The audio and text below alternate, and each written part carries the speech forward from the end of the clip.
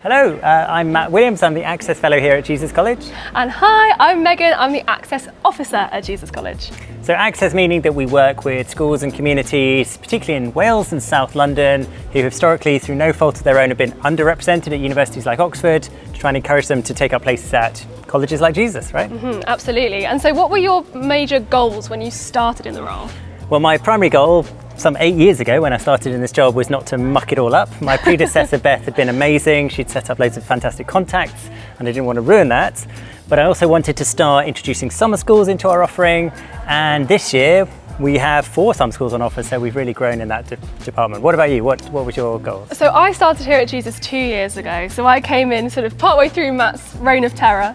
And what I was really interested in as I came into that Access world was looking at different groups within those link regions we work with. So understanding the demographics of Wales and of South London where we work, and which particular communities within those areas would really benefit from more understanding of the university process. Right. So one of the aspects that defines our Access work is to work alongside other partners, because there are many people pushing against the same and similar doors to us. So rather than reinvent the wheel, we work with big organisations like Seren, which is part of the Welsh Government. They've been incredibly generous with supporting our summer schools in particular. We work with the Brilliant Club, fantastic charity that works in England and Wales.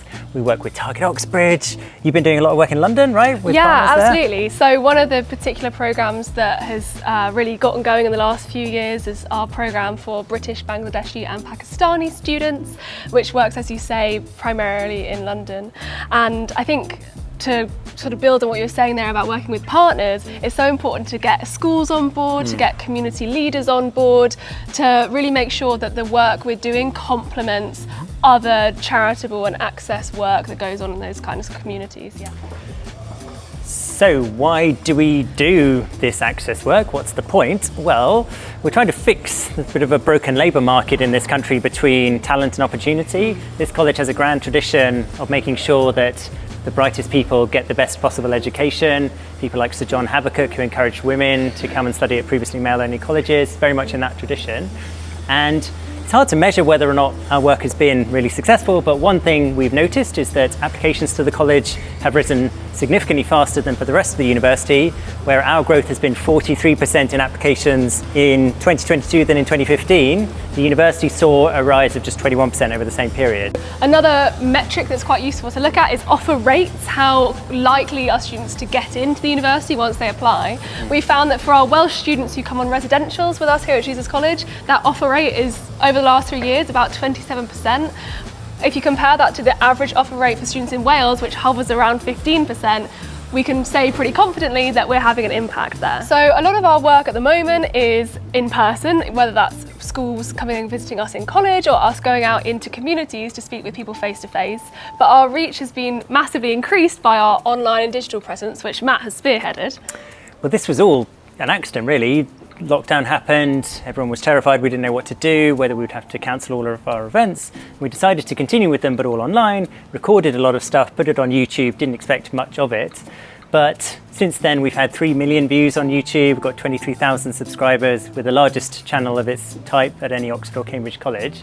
And it's meant that we've been able to reach people who would never easily be able to come into a college, who are not very accessible in many other ways, and it's been great in terms of expanding our reach. We've now got a digital access officer, the fantastic Iman, who's behind the camera right now, and she's going to absolutely transform our provision with not only YouTube, but TikTok and Instagram and all sorts of postings online to increase the number of people who get to understand us, get to know us, and get to feel comfortable in a place like Oxford, which can be a little bit scary to lots of people. So Megan, what's been your highlight of the year? I think I'm going to cheat a little bit and say 2, if that's okay.